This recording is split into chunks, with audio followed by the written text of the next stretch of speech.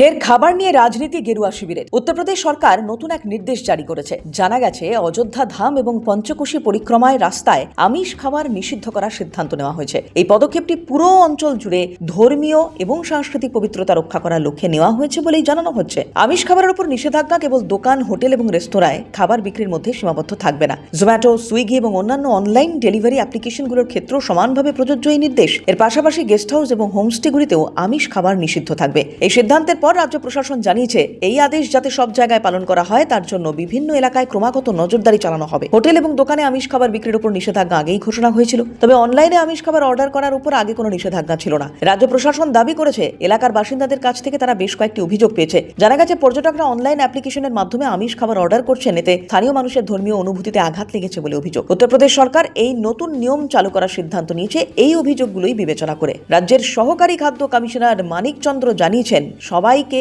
এই সিদ্ধান্ত জানিয়ে দেওয়া হয়েছে, আর এই নিয়ম না মানলে কড়া আইনি পদক্ষেপ নেওয়া হবে।